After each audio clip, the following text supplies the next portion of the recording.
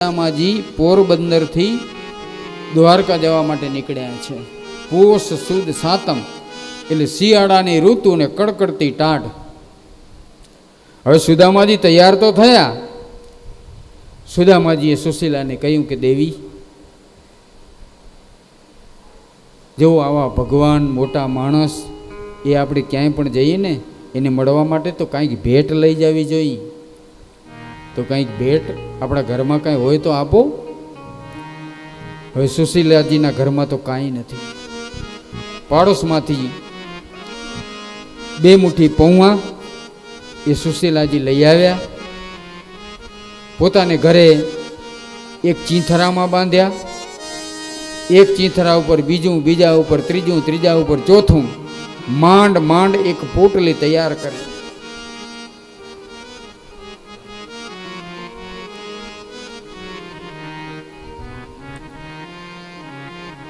સુદામાજીને આપી. લેવ દેવ, અને તમારા મિત્રને આપજો. અને તમને સંકોચ થાય તો તમે કહેજો કે તમારા ભાભીએ આ ભેટ મોકલી છે.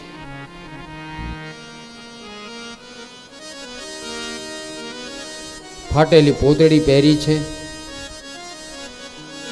ઉઘડ વંગ, શરીર સાવ સુકાઈ ગયું છે, એક એક હાડકું જેનું દેખાય છે, આંખો ઊંડી ઉતરી ગઈ છે, કડકડતી ટાઢ પડે છે.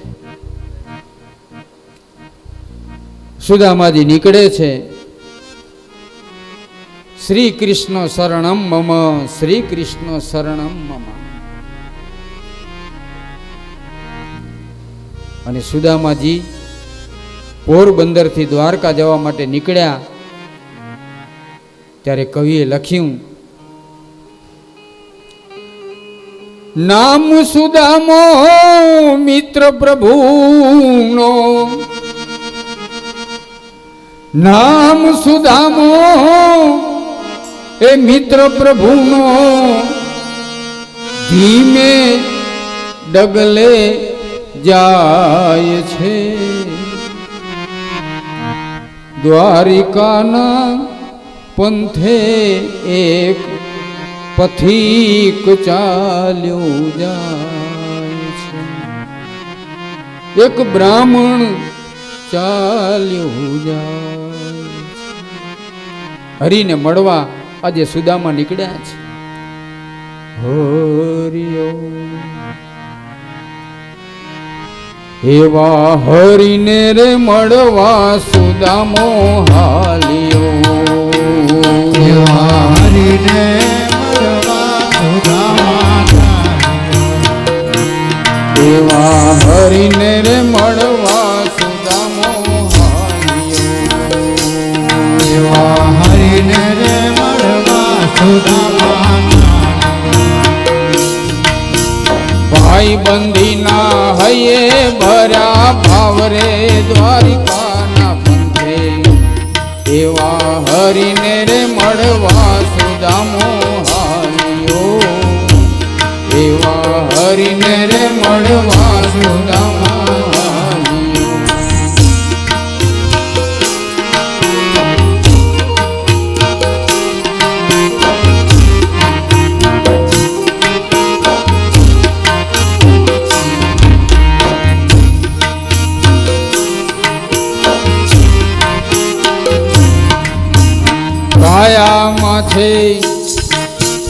કાયામાં છે કૃષ્ણ દર્શનના કોડ રે દ્વારિકાના પંથે.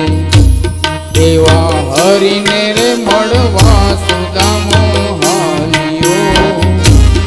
એવા હરિને રે મળવા સુદામો હાલ્યો.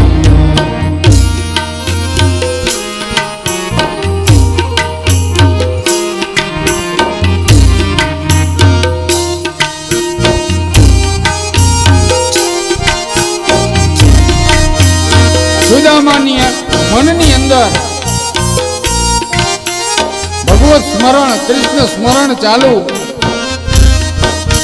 અને સુદામા પણ ઈચ્છે છે કે ભગવાનના મને દર્શન થાય. કાયામાં એને કૃષ્ણ દર્શનના કોડ છે, મને કૃષ્ણના દર્શન કરવા મળે.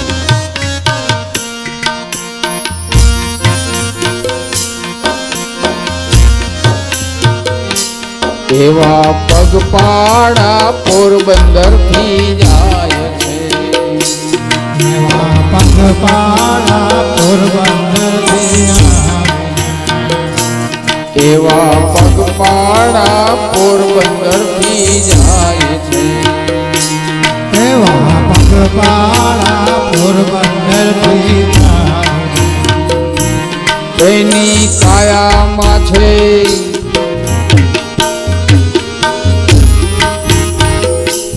એની કાયામાં છે કૃષ્ણ દર્શનના કોડ રે દ્વારિકાના મંત્રે. એવા હરિને રે મળવા સુદામા હાલ્યો, એવા હરિને રે મળવા સુદામા હાલ્યો.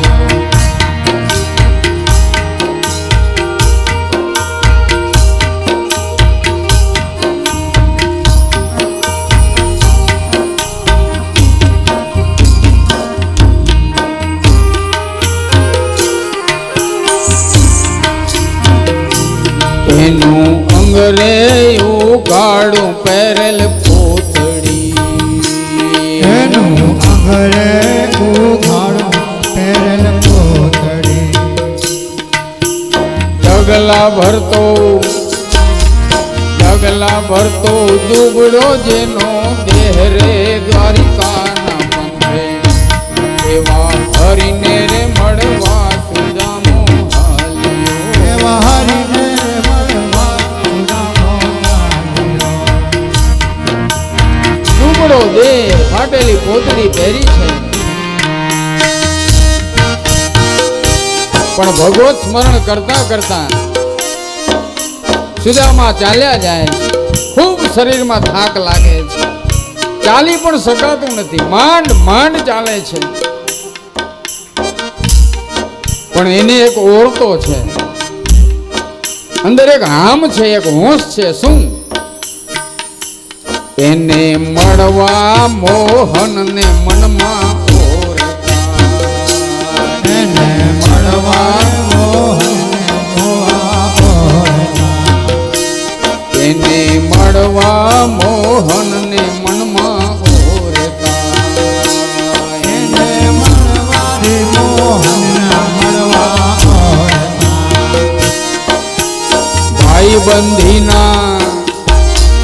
ભાઈબંધીના દાવે હાલ્યો જાય રે દ્વારિકાના પંથે. એવા હરિને રે મળવા સુદામો હાલ્યો, એવા હરિને રે મળવા સુદામા હાલ્યા.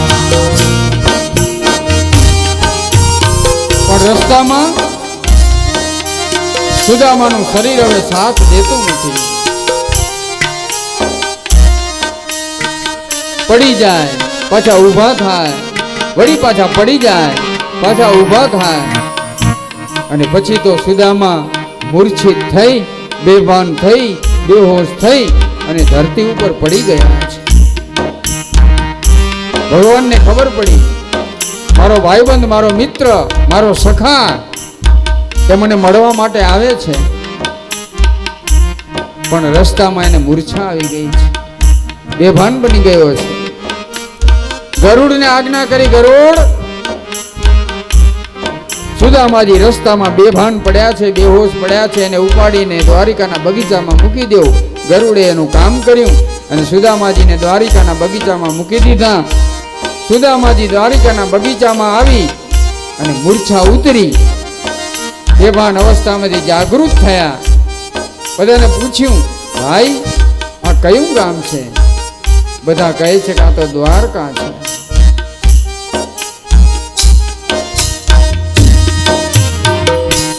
એવા હરિને રે મળવા સુદામો હાલ્યો, એવા હરિને રે મળવા સુદામો હાલ્યો, એવા મળવા સુદામા હાલ્યા.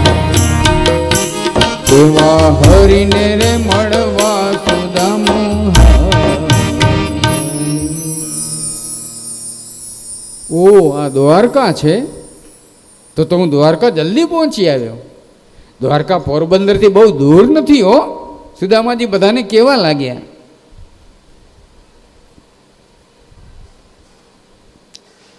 સુદામાજી બગીચાની બહાર નીકળી દ્વારકા નગરીમાં આવ્યા. લોકોને કહે છે કે ભાઈ, દ્વારકાધીશનો મહેલ મને બતાવશો? ક્યાં છે દ્વારકાધીશનો મહેલ? લોકો કહે છે દ્વારકાધીશના મહેલમાં જઈને તમારે શું કરવું છે? કારણ કે લોકોએ જોયું, સુદામાનો દેખાવ જોયો. ભાઈ, મારે દ્વારકાનાથને મળવું છે. દ્વારકાનાથ મારા મિત્ર છે. લોકો હસવા લાગ્યા કે આ દ્વારકાનાથને બીજો કોઈ ભાઈબંધ મિત્ર નહીં મળ્યો હોય કે આના જેવા દારિદ્રને, જેનું એક એક હાડકું દેખાય છે, એવાને મિત્ર બનાવ્યો. ભાઈ, મને દ્વારકાધીશનો મહેલ બતાવો. લોકોએ દ્વારકાધીશનો મહેલ બતાવ્યો અને દ્વારકાધીશનું મંદિર, અને જ્યાં સુદામા એ દ્વારકાધીશના મહેલમાં જવા જાય, કૃષ્ણના મહેલમાં જવા જાય, ત્યાં તો ચોકીદારો રોક્યા, છડીદારોએ, દ્વારપાળોએ રોક્યા. એ મહારાજ, એ ભૂદેવ, ઊભા રહો, ક્યાં જાઓ છો? રજા વગર અંદર જવાય નહીં. સુદામાજી કહે છે કે ભાઈ, હું કૃષ્ણના દ્વારે જાઉં છું, દ્વારકાનાથને મળવા માટે જાઉં છું. ચોકીદારો દ્વારપાળોને એમ થયું કે આ કોઈ ગરીબ બ્રાહ્મણ છે અને નક્કી ભગવાન પાસે કંઈક માગવા માટે આવ્યા હશે. તો દ્વારપાળોએ કહ્યું, ચોકીદારોએ કહ્યું કે મહારાજ, તમારે કોઈ દાન દક્ષિણા જોતા હોય તો બોલો, અમે આપી દઈએ. તમે જે કહેશો તે અમે આપશું. પણ ભગવાનની રજા વગર અંદર જવાય નહીં. સુદામાજી કહે છે કે ભાઈ, દ્વારકાનાથ મારા મિત્ર છે, કૃષ્ણ એ મારા ભાઈબંધ છે, અમે સખા છીએ. હું એને મળવા માટે આવ્યો છું. મારે અંદર જવું છે. મારે કાંઈ જોતું નથી. હું દાન દક્ષિણા લેવા માટે નથી આવ્યો, હું એને મળવા માટે આવ્યો છું. પણ ચોકીદારો ના પાડે છે. ભગવાનની રજા વગર અંદર જવાશે નહીં. અને ત્યારે સુદામાજીએ એ દ્વારપાળ પાસે વિનંતી કરી, પ્રાર્થના કરી, હાથ જોડ્યા. ભાઈ, તમે અંદર જાઓ, દ્વારકાનાથને પૂછો, એક બ્રાહ્મણ મળવા માટે આવ્યો છે. એ બ્રાહ્મણને અંદર આવવા દઈ. સુદામાજી વિનંતી કરે છે. આંખમાંથી આંસુ આવી ગયા, જાણે ભગવાનને કહેતા હોય, હરિ ઓમ, મારે જોવો છે તને. ભગવાનને કહે છે સુદામાજી મનોમન, મારે જોવો છે તને અને તારે દેખાવું નથી. આજે કરી લે ફેંસલો. સુદામાજી તો મક્કમ થઈ નક્કી કરીને જ આવ્યા છે કે ભગવાનને મળીશ, મળીશ અને મળીશ. આજે કરી લે ફેંસલો, કાં હું નથી કાં તું નથી. આવી જ્યારે મક્કમતા હોય પરમાત્માને મળવાની, ભગવાનના દર્શન કરવાની, તો ભગવાનને દર્શન આપવા માટે આવવું જ પડે, ભગવાનને દર્શન દેવા જ પડે. અને સુદામાજીને વિચાર આવ્યો. શું વિચાર આવ્યો? કે ભગવાન, હવે તારે દ્વારે આવી ગયો, તારે ઉંમરે આવી ગયો. આ ઉંમરો ઓળંગવા માટે હવે તું શા માટે મારી પરીક્ષા લે છે? આટલી તે કસોટી કરીશું, આ બધી ઓછી છે? પ્રભુ, તારી કસોટીની પ્રથા સારી નથી હોતી. ભગવાન કસોટી કોની કરે ખબર છે? સારા સજ્જન માણસોની જ ભગવાન પરીક્ષા લે છે. જે ધર્મના માર્ગે ચાલતા હોય, જે દાનના પંથે ચાલતા હોય, જે સદકર્મના પંથે ચાલતા હોય, જે કોઈ દિવસ ખોટું કાર્ય ન કરતા હોય, ભગવાનનો આશ્રય લઈને ચાલતા હોય, ભગવાનને